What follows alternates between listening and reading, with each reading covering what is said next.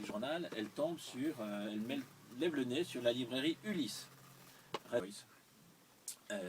l'Odyssée. Qui est l'Odyssée en effet, puisque tu gravis les 2 marches de cette boutique de 16 mètres carrés. Tu vois 4 types qui jouent au poker, et moi je l'imagine très bien, en leur disant elle est mignonne votre librairie. Et il y a un type qui, sans lever le nez, lui répond elle vous plaît, elle est à vendre. Et 48 heures après, elle était libraire. C'était en septembre 71.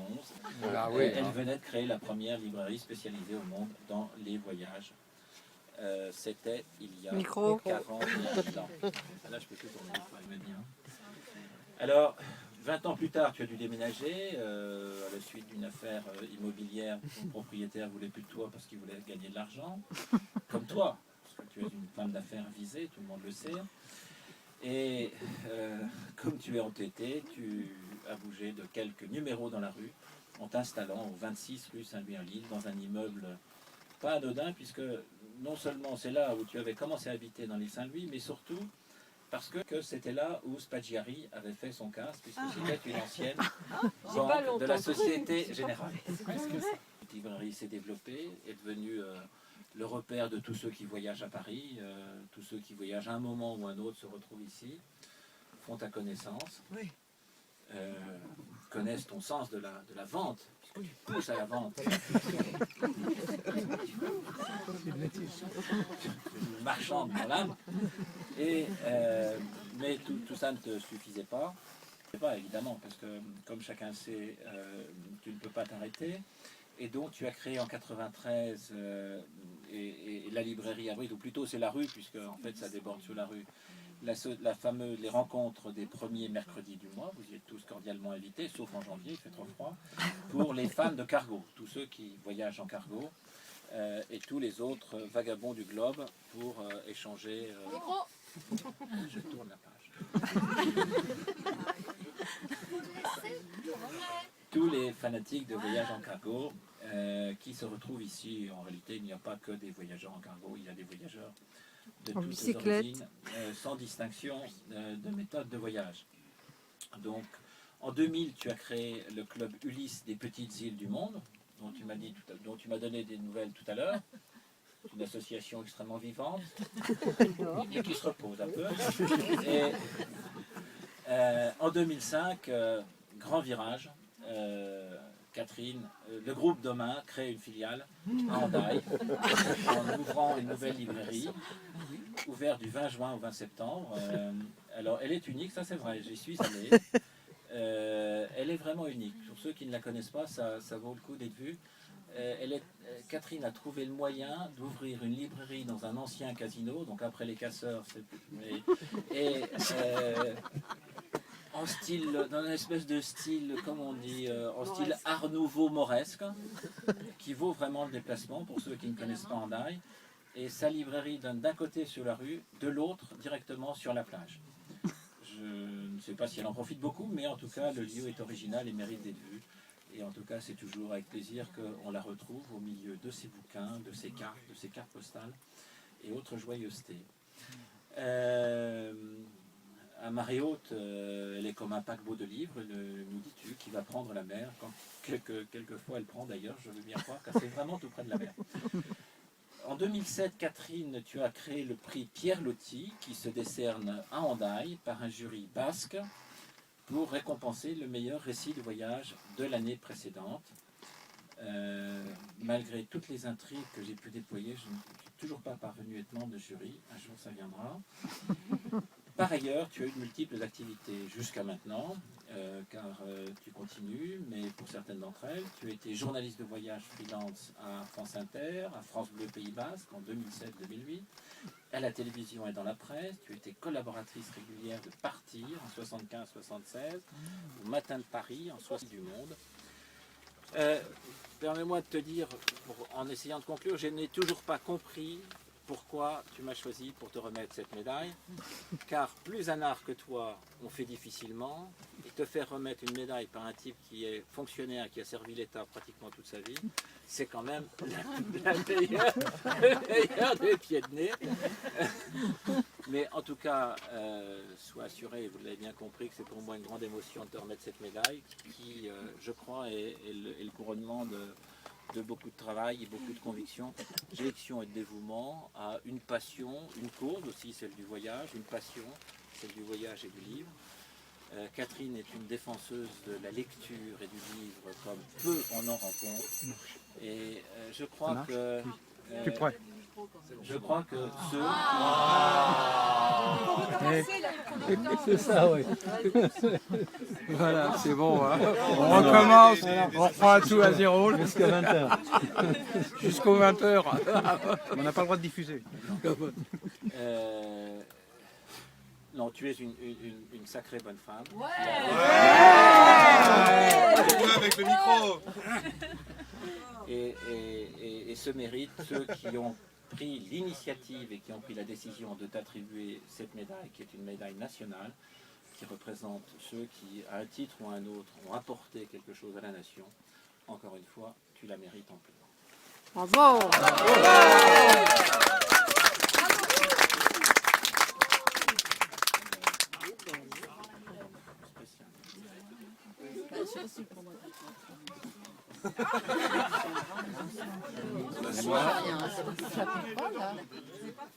Ah, il l'a retrouvé. Comment on accroche? C'est pas comme les nôtres. Bien. Catherine Demain, au nom du président de la République et en vertu des pouvoirs qui nous sont conférés. Le micro. On recommence. Catherine Demain, au nom du président de la République et au nom des pouvoirs qui me sont conférés, je vous fais chevalier dans l'ordre national du mérite.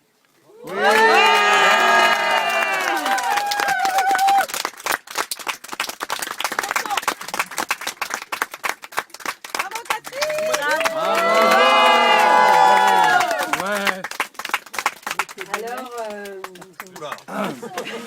Il y a encore pour 20 minutes. C'est assorti en couleur. Eh bien, je voudrais dire merci tout d'abord à Frédéric. Micro. Micro. Je mets mes lunettes. Bon, voilà. Je veux dire d'abord merci à Frédéric Pierret, que je vous présente pour ceux qui ne le connaissent pas encore. Il est directeur exécutif de l'Organisation mondiale du tourisme. Il est venu de Rostock, enfin il devait venir de Rostock, mais il a raté son avion, heureusement, parce que comme ça il était à Paris. Et il repart ce soir à Madrid. Entre le moment où je lui ai demandé s'il voulait bien présider cette petite cérémonie et s'il voulait bien me faire l'honneur de me décorer, il a parcouru des milliers de kilomètres sur cette planète. Il œuvre pour le voyage et il le pratique sans relâche. Notre amitié a débuté ici même, alors qu'il préparait un voyage en vélo, en solitaire, vers la Chine.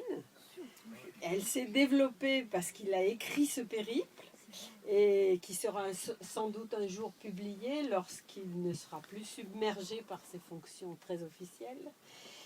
Et on peut dire qu'il a tout éprouvé du voyage, des chiottes pestilentielles, des gargotes infâmes du fin fond des continents, jusqu'aux réceptions des rois et des présidents de république.